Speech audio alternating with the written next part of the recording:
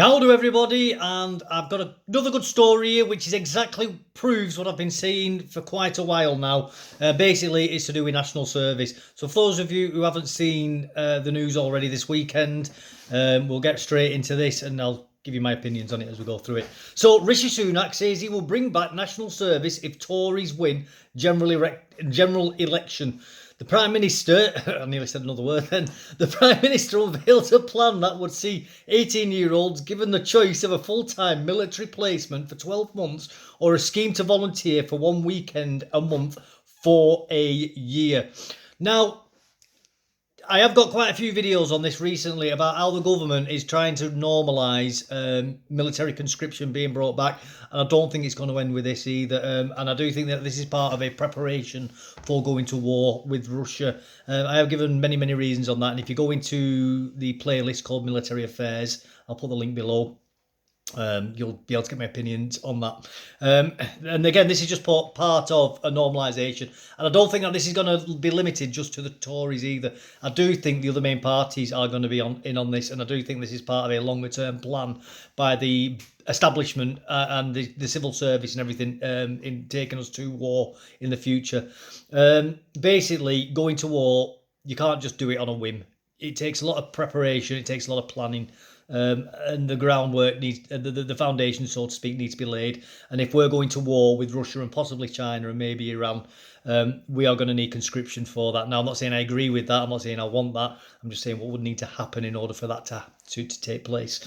Because it's a large-scale war like that would be comparable to World War One and World War Two, and you need a lot of meat for that grinder. And the only way you're going to get that meat, I'm afraid, especially now that we don't have a unified country anymore due to mass migration. You know, whatever your views are on that.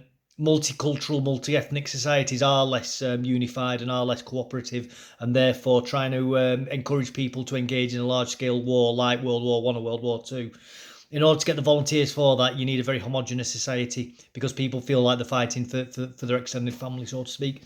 Whereas in a totally disparate society like we live in, where I think up to nearly 20% of the population are from an immigrant background. 1 in 5 people do not feel, in effect, may not feel a connection to the land or that much of a connection that they're willing to fight for it, and could possibly just get on a plane and leave. So this may cause a lot of problems in the future. I myself, being a veteran, no longer feel affinity to the country. Well, not the country, but the government in and of itself. I've got multiple reasons for that. I won't go into it, but I've had a lot of very poor treatment from the establishment for multiple years. I've been to court multiple times. Never had anything happen to me. I've never been interviewed under caution. I've had countless interactions with the police. My family life has been interfered with multiple times. Massive issues with child maintenance, treating me in a manner that I believe to be illegal. So I've got multiple reasons why I no longer feel affinity for the British state. But I think there's going to be plenty of other people out there who are going to feel the same. It's quite sad, really, because I was a dyed-in-the-wool patriot. I served nearly 7 years in the army, and I am a veteran of Iraq and Afghanistan as well. So it's not like I shouldn't want to serve my country again, But there we go anyway. Rishi Sunak has said he will introduce a new form of mandatory national service for young people if the Conservatives win the general election. In the first new policy announcement of the campaign, the Prime Minister has unveiled a plan that would see 18-year-olds given the choice of a full-time military placement for 12 months or a scheme to volunteer for one weekend for over a year. This just shows how out of touch as well the Conservatives are. I mean, who is this actually going to win votes with? Like, seriously, who are they going to get votes for this? Because what you've got here basically is a bunch of older people now who, when they were young, conscription was scrapped for them. So they've never had this hanging over their head. And they're now trying to force this onto a new younger generation. These people are basically, they've lived their best years in interwar periods. And by interwar, I mean major wars. So imagine like World War One and World War Two, and I know they were quite close together. But this is like World War Two to what's coming now. They've lived their entire lives in between those two major conflict eras. And they've lived in the best time of human history for anybody to be born. And now they're trying to force this rubbish onto young people.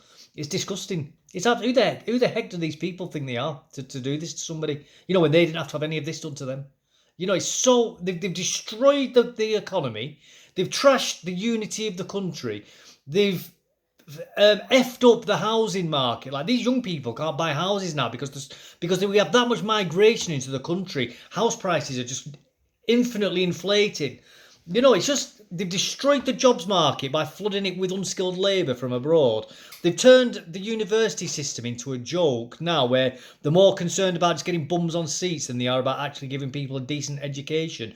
And they're pumping out automaton thinking individuals who are incapable of any sort of abstract thought. And then they have the absolute hubris to try and do this. This to me feels like like the final days of Rome. Like it really, really does. Like this is an empire collapsing. I know the British Empire is gone, but this is like serious, serious civilizationally ending stuff that I'm seeing here. How I'm interpreting this. I know some people might think that's mad, and unfortunately, that is how I see it. And I do think that this is real desperate. And as I say, I don't think this is just the Conservatives. I do think Labour are going to be in on this as well.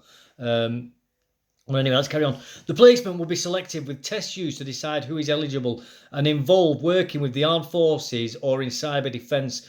The volunteering option would see young people spending 25... Well, then it's not national service, is it, if it's voluntary?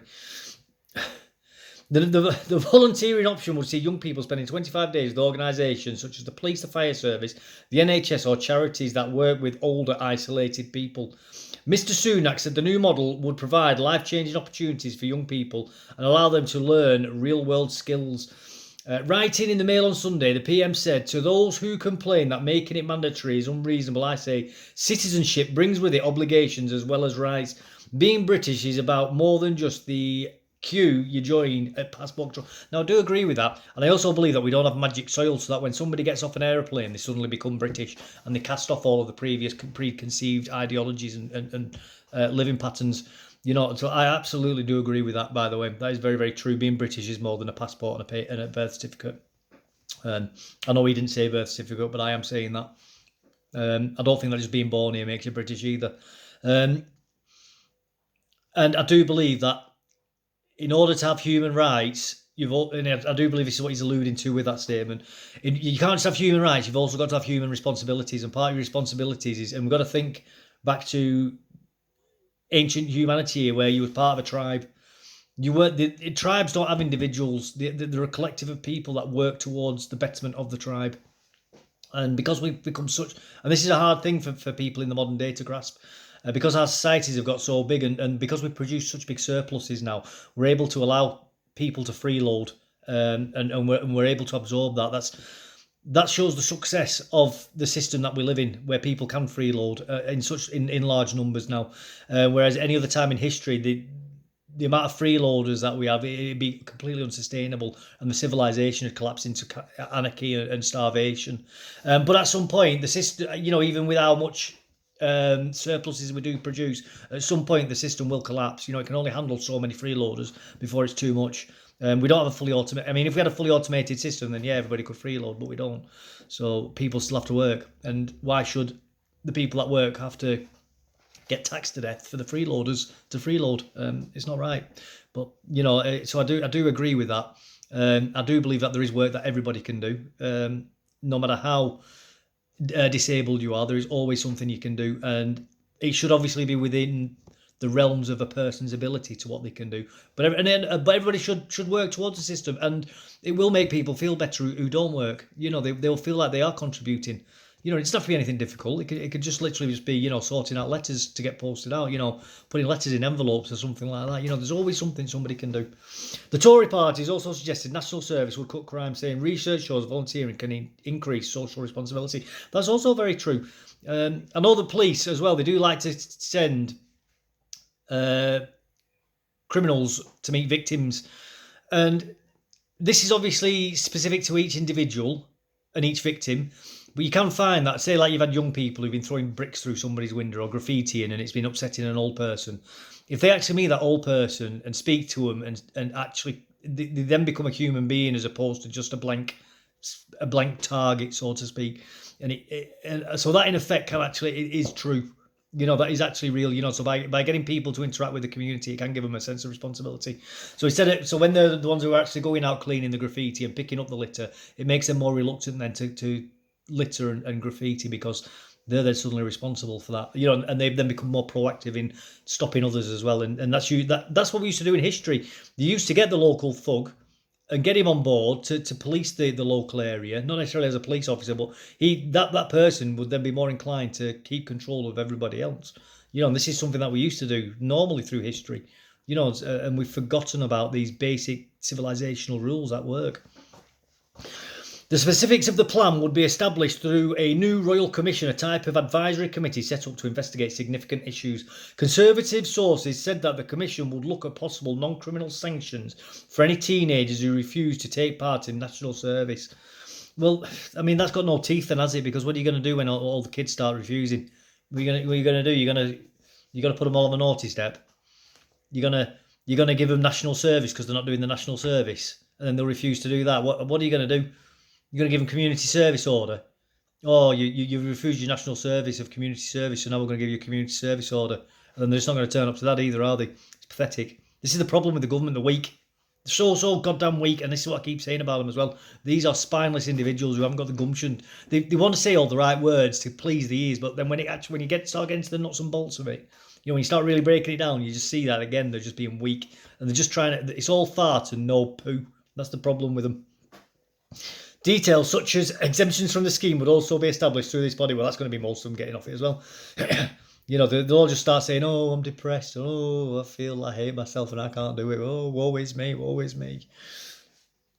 National service came into force in January 1949 and meant all physically fit males aged between 17 and 21 had to serve in one of the armed forces for an 18-month period, with the period length in 1950 to 2 years. It ended in 1960 through the last national servicemen who were discharged in 63. The Conservatives estimate the programme would cost $2.5 billion a year by 2029 to 2030, funded with cash previously used for the UK's Shared Prosperity Fund and by cracking down on tax avoidance and evasion. Responding, a Labour Party spokesman said the announcement was desperate, adding, "This is not a plan, it's a review which could cost billions and is only needed because the Tories hollowed out the armed forces to the smallest size since Napoleon." But that isn't them saying that they're not going to do it themselves, is it? And this is something I've learned over the years as well, is you've got to really learn to read between the lines of what the opposition are saying, and they're not saying that they wouldn't do it.